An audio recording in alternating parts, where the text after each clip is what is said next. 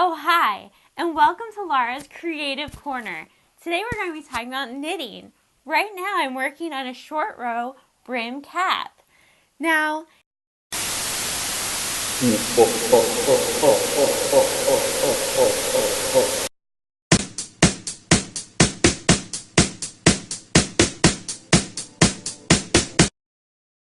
What? I don't want to hear your judgment. Oh, what? I said judgment. That's a game. Oh, hey, everybody.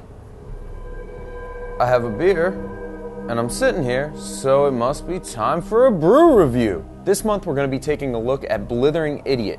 It's a barley wine out of Easton, Pennsylvania from Weyerbacher Brewing Company. It's a pretty fantastic brew, and it's strong. Every barley wine is strong. You're going to be able to taste a little bit of alcohol. We'll get into that later. Let's open her up. So as you can see, we get a nice cream-colored head.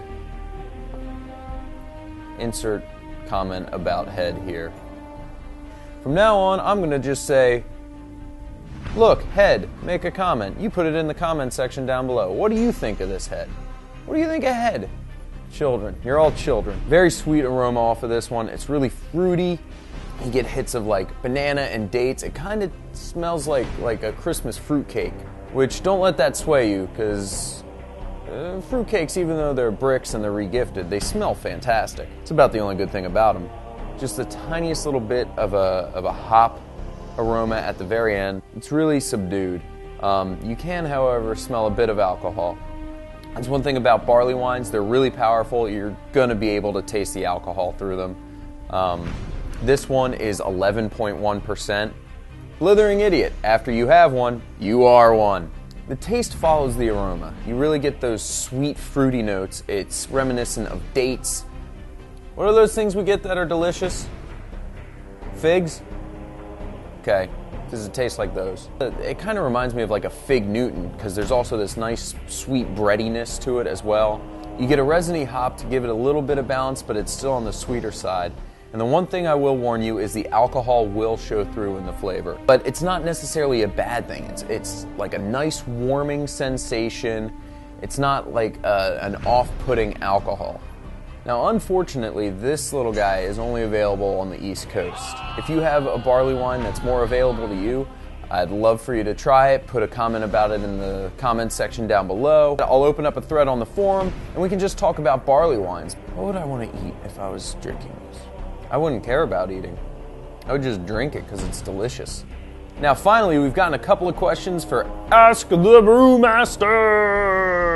Yay! So let's get to answering some questions. So Dutch asks, what do you recommend to clean your palate while trying new beers?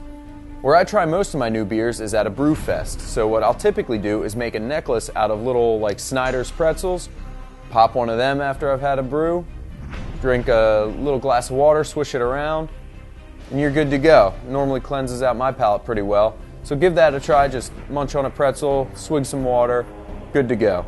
And JMC77 asks, what was the sweetest, tastiest beer I've ever tried? In terms of sweetness, I haven't tasted anything sweeter than a lambic. It was a cherry lambic, and it's like candy in a glass with alcohol. It's really fantastic. Lambics are really interesting. I might actually make one of those the brew of the month, so I'm not going to go too much into it.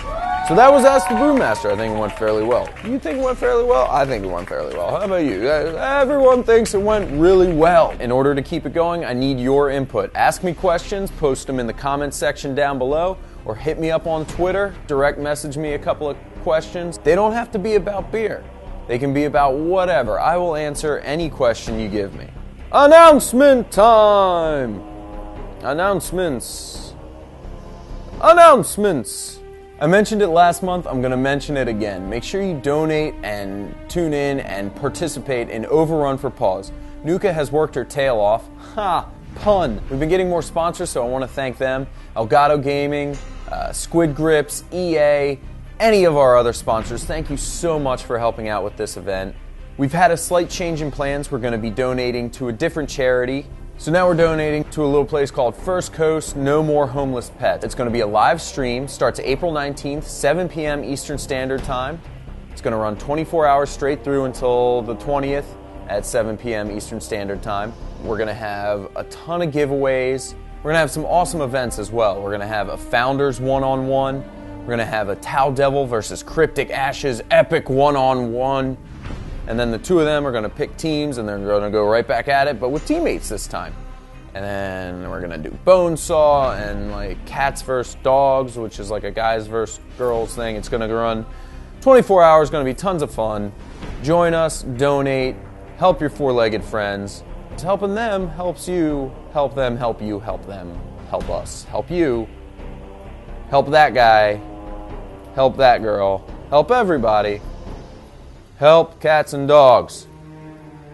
Yes, it makes sense. I'm done here. So if I'm done here, you're done here. Thanks for joining me for April's Founders Brew Review. Remember, Blithering Idiot or any barley wine, check out the forum. I'll open up a thread. We'll talk about them. It'll be fantastic. But anyways, I'm Orphan CB. Stay buzzed, y'all. See, normally I chug this, but I'm not going to. It's much more of a sipping beer. Bye. What?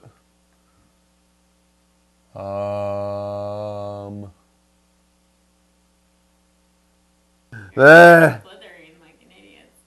I am blithering like an idiot. It's